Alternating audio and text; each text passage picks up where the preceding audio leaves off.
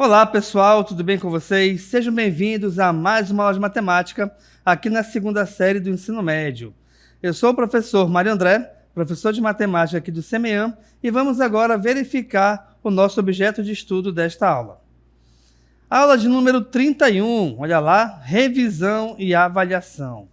Então, já que é revisão e avaliação, vamos dar início então à nossa aula.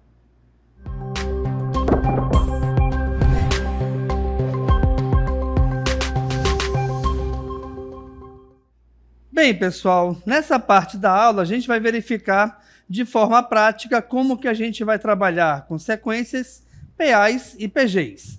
Falando em sequência, temos aqui um exemplo bem básico, olha lá. Liste os 5 primeiros termos da sequência cuja lei de formação é a n igual a 2n menos 5. Vale lembrar que para a gente poder determinar os elementos de uma sequência qualquer, a gente depende sempre da lei de formação, ok?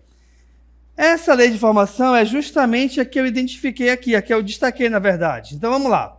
Se eu quero saber quem é o A1, vale lembrar que, rapidamente aqui, este nzinho que está aqui embaixo é o mesmo n aqui da expressão algébrica. Ou seja, se eu quero descobrir onde está o A1, então eu vou substituir aqui no caso o n por 1. Então a gente vai ter 2 vezes 1 menos 5.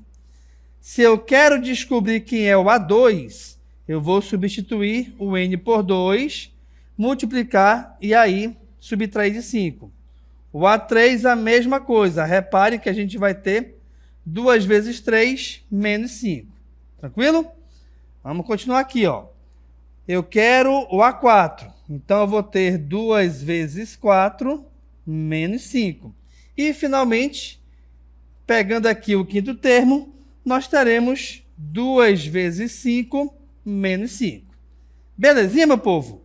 Olha só, gente, vale lembrar sempre que nós temos aí agora 5 expressões numéricas, onde em cada uma delas a gente tem multiplicação e subtração. Pela regra das expressões numéricas, vale lembrar que entre multiplicação e subtração, resolveremos primeiro as multiplicações. Ou seja, 2 vezes 1 aqui é 2, 2 vezes 2 aqui é 4, 2 vezes 3 aqui é 6, 2 vezes 4 aqui é 8, 2 vezes 5 aqui é 10. Então, de cada produto, que eu vou destacar aqui, reparem, eu coloquei o resultado acima dele, perfeito? Tendo então em mãos agora o resultado dessas multiplicações, o próximo passo é resolver a subtração entre esse resultado e 5. Ou seja, pessoal, atenção aqui, ó. 2 menos 5 é menos 3, 4 menos 5 é menos 1, 6 menos 5 é 1 positivo, 8 menos 5 é 3 e 10 menos 5 é 5. Como a questão pede que a gente liste os 5 primeiros termos, irei colocá-los aqui em cima. Reparem. Então, os termos são menos 3, menos 1, 1, 3 e 5. Perfeito? Então, nesse caso aí, o que acontece?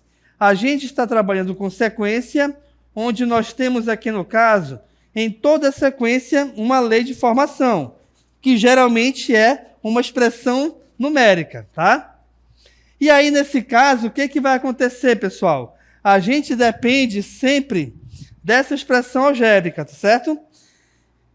E aí, nesse caso, a gente vai ter vários tipos de sequências diferentes, tá bom? Aqui, no caso, eu peguei 2n menos 5, mas você pode ter, por exemplo, uma sequência 3n mais 1, eu posso ter uma sequência n ao quadrado mais n, e aí vai ter vários tipos diferentes de sequências com vários tipos diferentes de leis de formação, tá bom? Lembrando sempre que a lei de formação vai ser uma expressão algébrica onde o principal objetivo é substituir a letra N, ou a letra X, ou a letra A, aí tanto faz, por algum valor numérico que a questão vai te pedir. Perfeito? Vamos seguir em frente então. Agora vamos falar de progressão aritmética. Então, olha só, gente. A progressão aritmética, vale lembrar que os valores vão aumentando ou diminuindo, tá? O seu valor numérico, sempre somando ou subtraindo. Esse é o principal objetivo que você deve saber da PA. Então, a PA, progressão aritmética, ela vai trabalhar sempre com soma ou com subtração. Temos aqui um exemplozinho bem bacana para ilustrar essa PA. Dada a PA 1, 2, 3, 4 e assim sucessivamente, determine a soma dos seus 100 primeiros termos. Turma, atenção!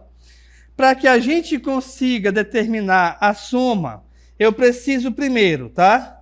Do primeiro termo, que nesse exemplo vale 1. Eu preciso do último termo, que a gente vai chamar de AN, tá? Nesse caso aí, fica bem fácil a gente identificar por quê. Repare que de 1 para 2 aumentou uma unidade, de 2 para 3 aumentou uma unidade, de 3 para 4 aumentou uma unidade. Então, para que a gente consiga achar os próximos elementos, eu sempre vou pegar um elemento anterior e somar a ele uma unidade. Sendo assim, se eu quero então os 100 primeiros termos, é porque o último termo vale 100.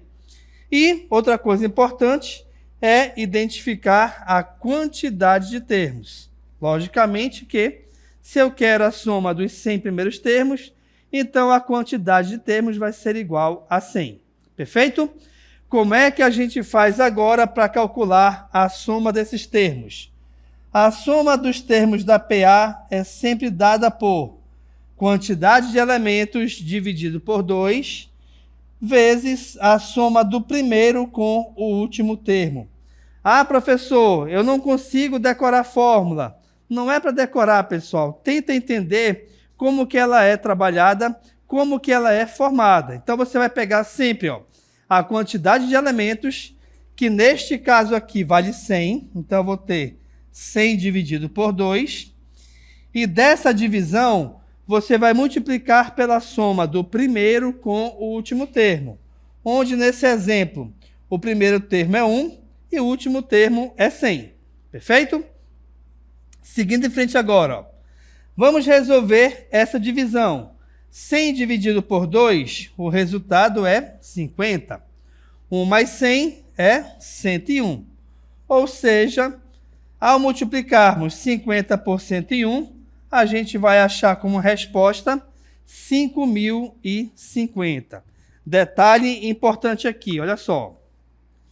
Pode ser que, de repente, você não tenha um resultado exato para divisão. Por exemplo, aqui, eu posso ter 15 sobre 2, tá?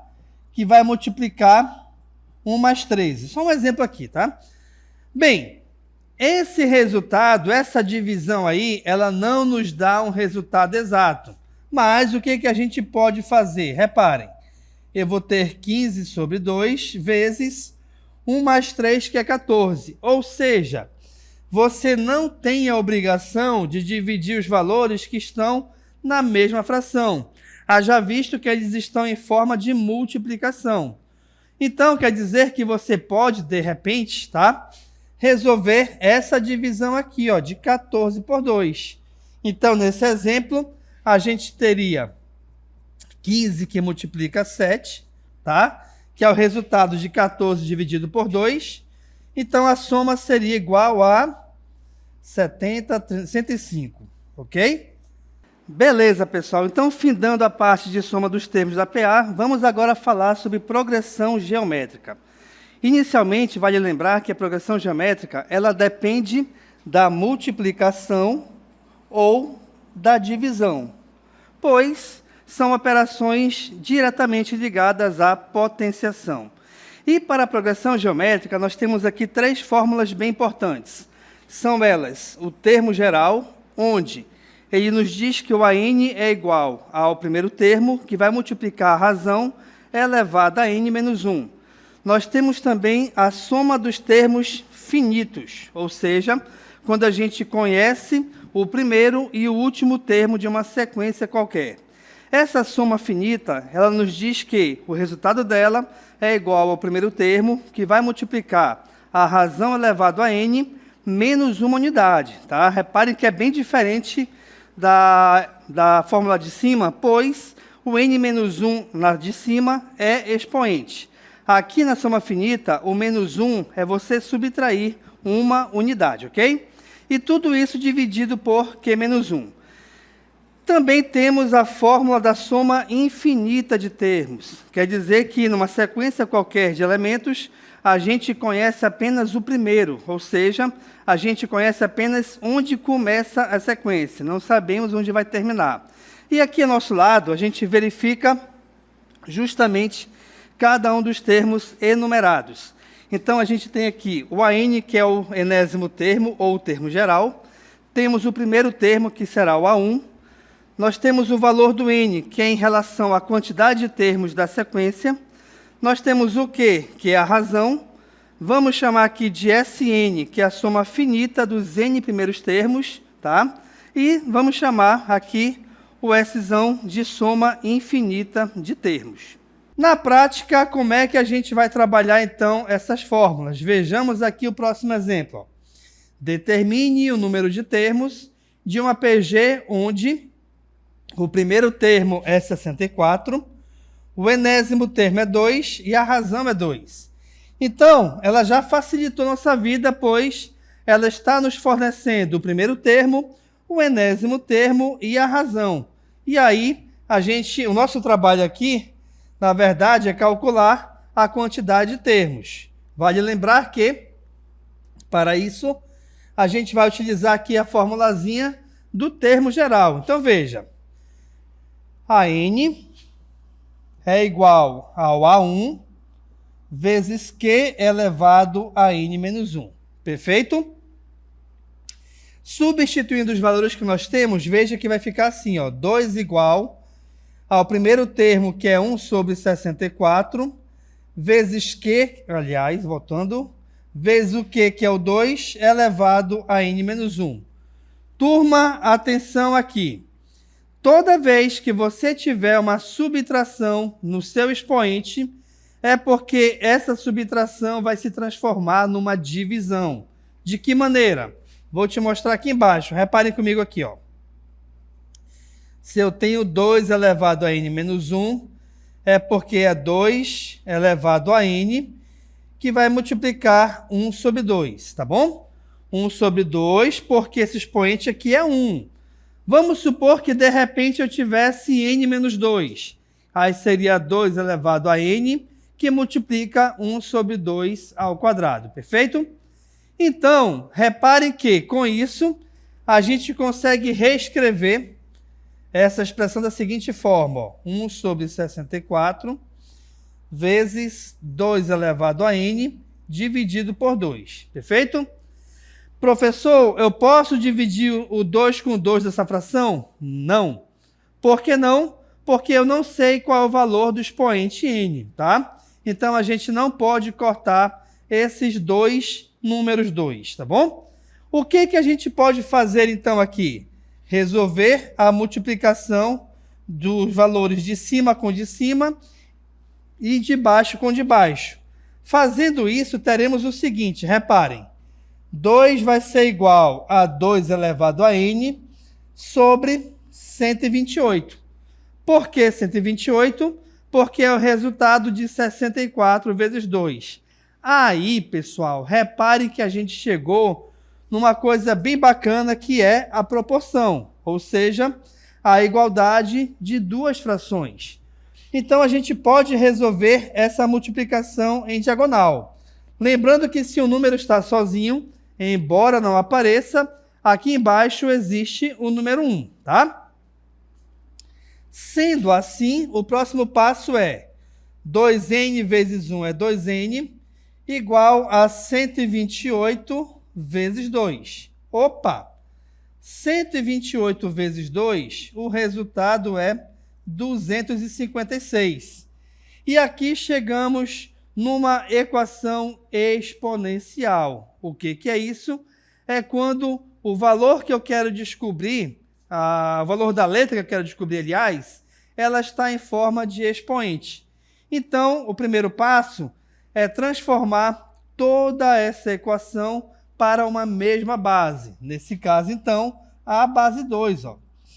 256, se a gente for multiplicando o 2 várias vezes por ele mesmo, ou seja, 2 vezes 2 vezes 2, pontinho, pontinho, pontinho, a gente vai chegar ao seguinte, que 256 é 2 elevado ao expoente 8. Agora sim, expoente 2 de um lado, 2 do outro, esquece os dois e vamos ficar somente com os expoentes.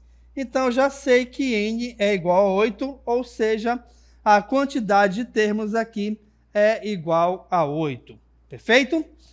Beleza. Temos mais um exemplozinho aqui para brincarmos. Reparem.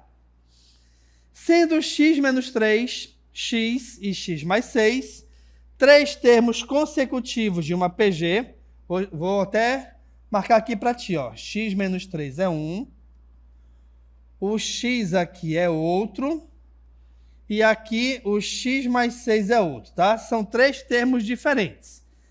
Bem, o que acontece? Vamos supor que eu tenho a sequência 2, 4 e 8. Como é que eu sei que de 2 pulou para 4? Porque eu multipliquei por 2. Como é que eu sei que pulou de 4 para 8? Porque eu multipliquei por 2. Então, 2, nesse caso aí específico, é a minha razão. Como é que a gente faz para encontrar a razão? Basta você pegar um termo qualquer e dividir pelo anterior. E é justamente isso que a gente vai trabalhar com esses termos. Reparem, eu vou pegar o segundo termo, que é x, dividir pelo primeiro, que é x menos 3. Isso, obrigatoriamente, é igual ao terceiro termo, que é x mais 6, dividido pelo segundo termo, que é x. Perfeito? E aí, novamente, chegamos aqui numa proporção. Sendo a proporção, então, a gente consegue, e devemos, na verdade, multiplicar os termos em diagonal. Então, veja, vou começar aqui pelo seguinte. Vou pegar o x menos 3 multiplicado por x mais 6. X vezes x é x ao quadrado. X vezes 6 é 6x. Depois, menos 3 vezes x é menos 3x. E menos 3 vezes 6 é menos 18. Tudo isso vai ser igual a quem? Ao valor de x vezes x, que é igual a x ao quadrado. Belezinha? Próximo passo aqui, turma. A gente consegue e deve, na verdade, resolver essa operação entre esses dois termos semelhantes que eu destaquei aqui em vermelho. Então, veja. X ao quadrado mais 3x menos 18 igual a x ao quadrado, tá bom? Vamos continuar a partir daqui. Então, veja. X ao quadrado mais 3x menos 18 igual a x ao quadrado. Opa, turma!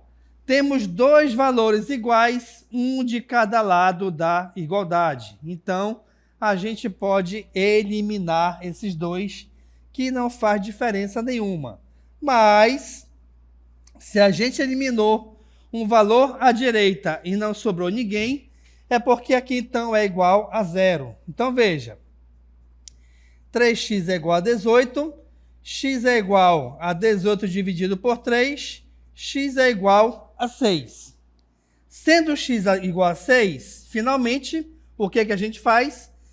Ela pede para escrever essa PG. Então, veja, vou apagar aqui em cima, tá? Aqui eu não quero nada, vamos lá. O primeiro termo é x menos 3, onde o x vale 6. 6 menos 3 é 3. O próximo termo é x, que vale 6. E o próximo termo é x mais 6, que eu vou ter 6 mais 6, que é igual a 12. E aí, com essa questãozinha bem bacana sobre PG, a gente vai chegando ao final aqui da nossa revisão, tá bom? Espero que vocês tenham compreendido como a gente trabalha praticamente, tá? A prática, na verdade, da PA, da PG e da sequência, ok? Muito obrigado pela sua atenção e até uma próxima oportunidade.